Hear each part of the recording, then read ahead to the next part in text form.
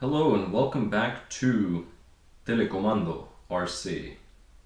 I'm kidding. I've been kind of playing around with it. I'm not really sure if I like it or not. But anyway, welcome back.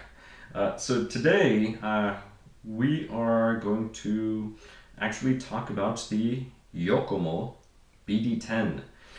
So let's just say, you've been looking at RC cars and you've been running some RTR touring cars, and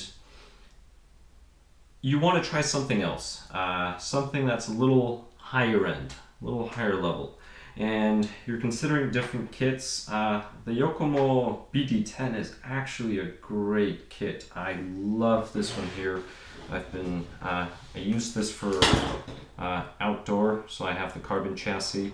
My understanding is the aluminum chassis is more for carpet. A friend of mine has the aluminum one. There is a difference in the amount of flex in the chassis, but anyway, for most individuals just getting in, to be honest, you're probably not going to notice the difference until you practice, and just get better. But one of the problems with a Yokomo BD10 when you're running either USGT or VTA is the weight. It is very underweight. It is under 1,300 grams. So you're looking at a kit, fully built, motor, servo, ESC, under 1,300 grams, which is pretty light. You have to add a significant amount of weight, and that's including the body. So this is battery, everything in it. And both USGT and VTA have weight restrictions. They have weight minimums. For VTA, it's generally going to be, well, let me start with USGT. USGT is going to be 1,380 grams. So it's about 100 grams that you have to add. VTA, you're looking at 1,450 grams. That's a lot of weight you have to add. That's almost 170. I don't recall the actual weight of my vehicle when I originally assembled it, but it's close to 100 grams, close to 170. Even if it were 90 and 160, it's still a significant amount of weight, and the question is where to add weight. Now, let's assume you're running a pack that's this size. Now, this one here is made by Team Powers. I've run Team Powers batteries for quite some time. I used to run the shorties, but I ended up purchasing one of these. Now, this is what I run on my buggy. They're getting kind of old, but they still run quite well. The only thing is, the way this is designed, it won't hold the battery. So I went ahead and just got one of these. This battery is a little heavier as well, so it helps me with weight. But the problem is, once you fit the battery in, where do you add weight?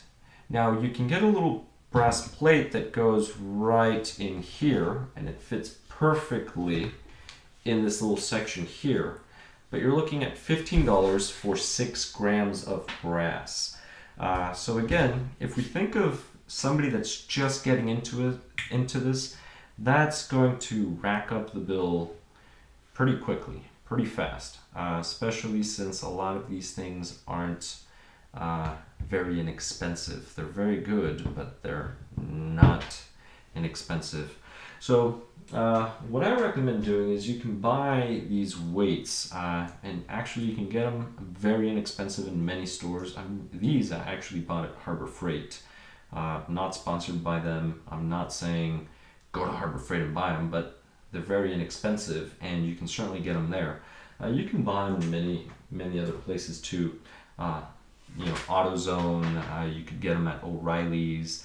They sell them there as well, and each one is about 7 grams. If you actually take a strip and you weigh a strip of 8 and then take the total mass and divide it, it comes out to 6.9 something. So it's close enough to 7 grams. But anyway, where I ended up adding the weight, I actually put 2 weights here. So if you can see, there's 2 weights down here and 2 on the other side to try to keep a balance. And the way I placed the weights is I actually just took the weights and just dropped them in. And then once they were at about the same, right, so I placed these first, then I pressed them in, and then I did the other side and I tried placing them at a similar location just so they would mirror each other. One of the things that you have to mind though is the belt. You do not want to drop the weights in too far to the center because you'll be hitting the belt. So that's the reason why they're at that distance. These you can move further, but I chose not to, just to try to keep a balance from the center line. So that's 4 weights there. And then down here, I mounted the receiver on top of some weights. I have a total of 9 more 7-gram weights in there, and I mounted them this way so I could mount the receiver comfortably. I can actually remove some of those weights, but I don't want to because I want to keep the balance, and I don't want to figure out how to relocate the receiver box. That is the easiest place to add weight, and since this battery is on this side, I figured it would be a good idea to put the weight over here. So again, this is a great way to put the weights because, I'm not sure if you can see in the video, but there's still quite a bit of space between your steering belt crank and those weights, so you're going to touch them, you're never going to rub up against them. The only thing I did do is I did take that adhesive foam off just so I don't get a bunch of dirt stuck to it. That's why it looks like that. Oh, look at my chassis. I've been going over a few things. I need to stay on the track. I need to practice more. But anyway, that's where I add the weights. And just to give you an idea, if you do something like this, you can run the same setup, so the same car, in both USGT and VTA and meet the weight limits. Now, I'm going to weigh this as is. There isn't much difference between the weight of the wheels. These are USGT wheels. I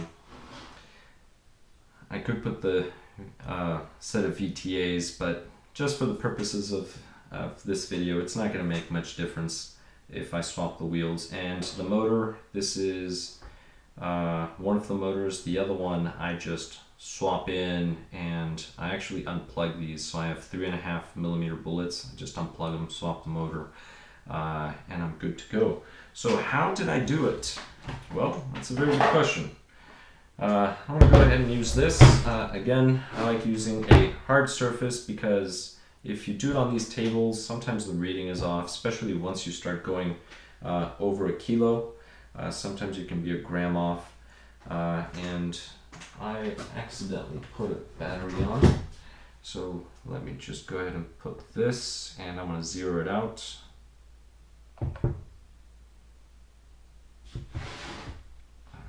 That's more stable. 0. And I'm going to place the car. So I'm just using that other battery as a stand.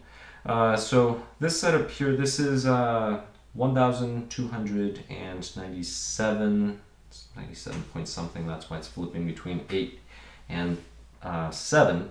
But anyway, all you have to do now is just add the body. So right there I'm underweight. For USGT, I want to be at 1380. And so there we go. I'm at 1397, and I know I'm not using the body clips and little washers that I usually use. They're less than a gram. It's not gonna make a difference.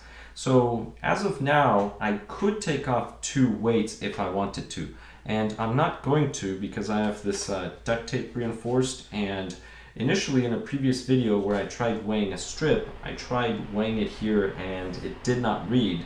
Apparently there's a threshold on this scale, I guess, but it did add some weight. So if once I get a new body, the weight's gonna drop because it's not gonna have the duct tape Actually patched up this body pretty badly. But anyway, I could drop 2 weights, that's 14 grams. The reason why I don't want to drop 2 weights though is then I have to figure out where to put the receiver box, because I would have to take them from this side. I could take them from the inside, but I like the weight being centered. So that's something I'll decide later on. One thing that I could do is if it's a cool day, I could take the fan out. The fan is probably about 8 grams. So that's something I could do. But anyway, so let's just say that was the USGT. So USGT, I'm actually overweight.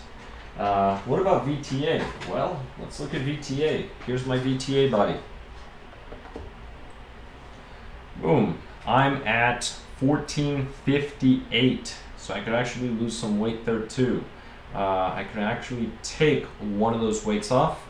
But again, I like the distribution. If I remove one of the inside, I'll have less weight in the center line. If I take one of these weights out here, now I have to figure out how to mount the receiver box, unless I just stack double stick tape to make up for the height. I'm not going to.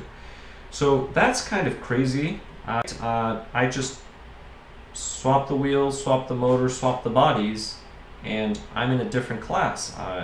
Oh, actually, I just realized I do have the clips in the washers. So how do I do that? Because there is a difference in weight. I mean, we're looking at 1450 versus 1380. It's 80 gram difference. Well, this is my my VTA body. Well, I actually just put the weights on the body. So I have 3 weights here, 1, 2, 3. 3 weights over here, 1, 2, 3, right? They all stick, and then I just use this duct tape to reinforce and hold the weights on there. And I mean, I've used this body quite a lot. See, it's been thrashed. There's a lot of scuff marks everywhere, but that's the way I did it. So I actually set everything up for USGT. And then after I got the weight I wanted for USGT and the distribution, the weight distribution, you know, front to rear, left to right, that I was looking for, I just took the body and I added the weights on the sides, but I added them a little in front of the center line. Now, it's not really a good idea to pile a bunch of weights here on the sides, so if I were to take all those weights and pile them over here, and the reason why is because now you're adding weight to the extremes, and that's going to affect when you turn. That's why you actually want most of your weight toward the center. Some people do buy brass components, and I mean, those are very good, right? You can easily add, I think, 20 grams in the center. I already mentioned 6 grams there.